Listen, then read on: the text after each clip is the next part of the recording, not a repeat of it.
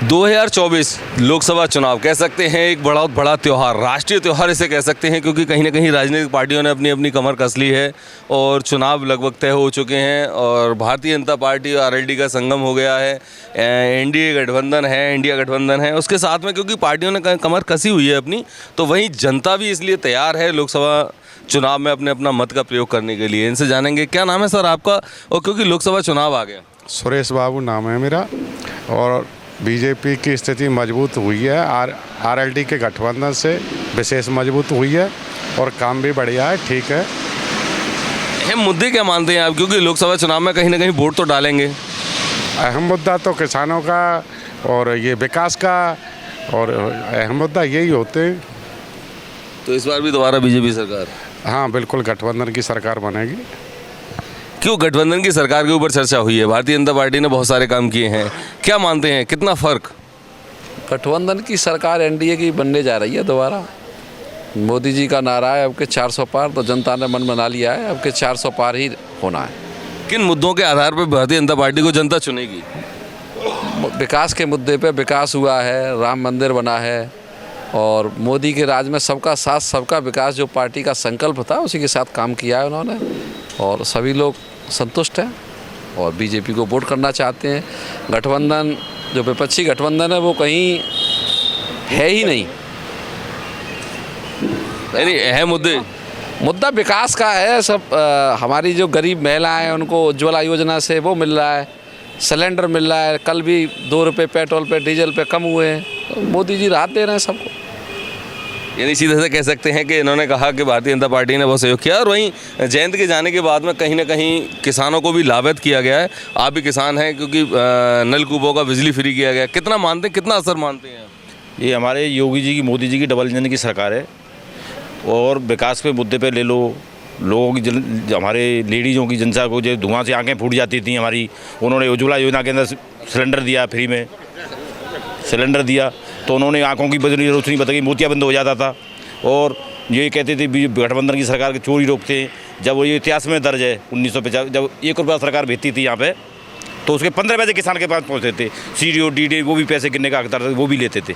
तो योगी जी ने 1900 सम्मान निधि आती है, तो 1999 और 99 से 1 पैसा नहीं आता किसी का, 2000 आता है, तो ये मोदी जी की देन है। ये मोदी योगी की सरकार में ऐसा संभव है और की सरकार में संभव नहीं है। चलिए, और हमारे साथ में युवा भी हैं। आप तो युवा हैं, आपका भी तो कोई मुद्दा होगा, कोई वोट डालने का एक भविष्य है यहाँ भारत का।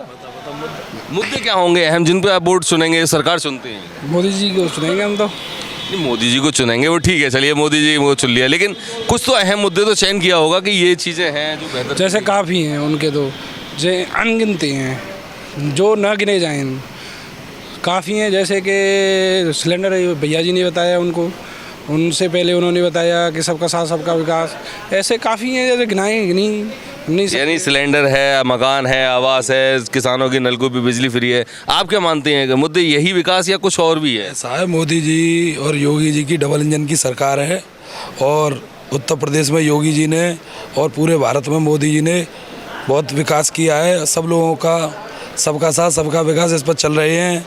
जैसे ग्रामीणों में उज्ज्वला योजनाएँ, शौचालय बनाए हैं योगी जी ने।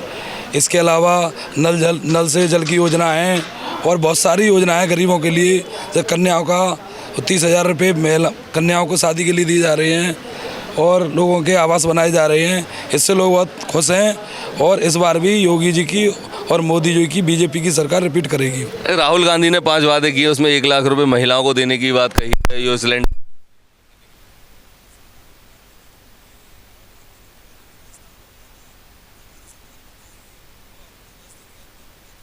देंगे, लेकिन राहुल गांधी ने वहाँ कुछ नहीं किया। ये लोग केवल खोखले वादे करते हैं, कुछ नहीं करते हैं, केवल ये जुमलेबाजी का काम करते हैं, और ये कुछ नहीं करते हैं।